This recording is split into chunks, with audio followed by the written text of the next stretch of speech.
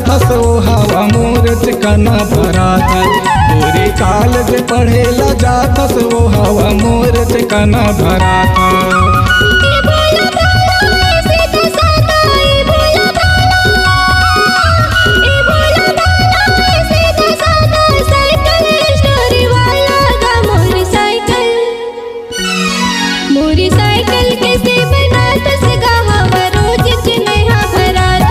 गोरी कॉलेज पढ़ेला जाता सो हवा मोर चिकना भरा था।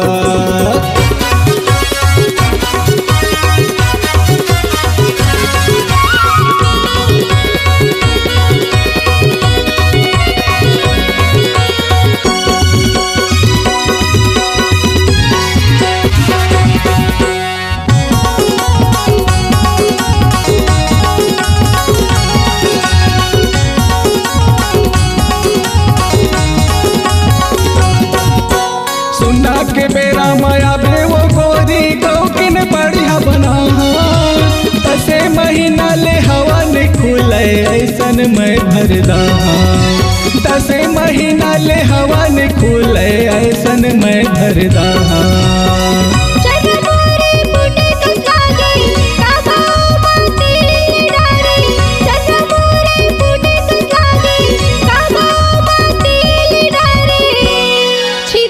कैसे बना थसगा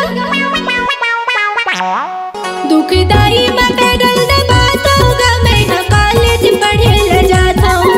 गोरी कॉलेज पढ़ेला जाता सो हवा मोर चिकना भरा था।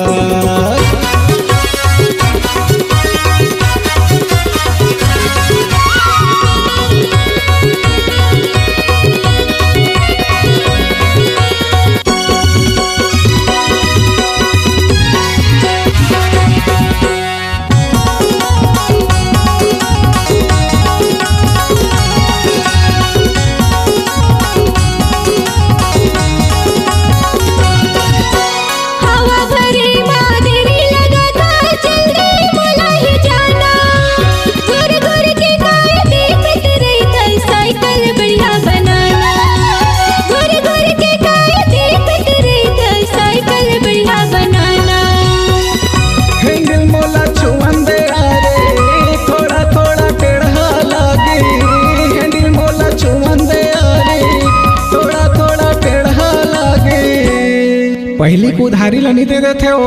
साइकिल ला बढ़िया बनास नहीं और पैसा मांगथस।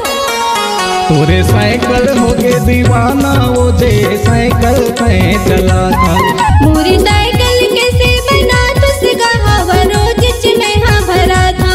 गोरी कॉलेज पढ़ेला जाता सो हवा मोर चिकना भरा था।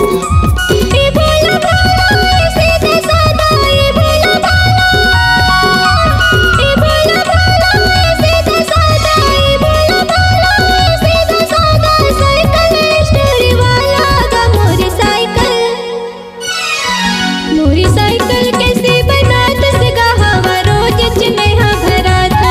मोरी साइकिल कैसे बना तुसगा हवा रोज में भरा था। मैं भोला भाला मैं सीधा साधा। मैं भोला भाला मैं सीधा साधा। साइकिल स्टोर वाला वो गोरी कॉलेज पढ़ेला जाता सो हवा मोर चिकना भरा था। गोरी कॉलेज पढ़ेला जाता सो हवा मोर चिकना भरा था।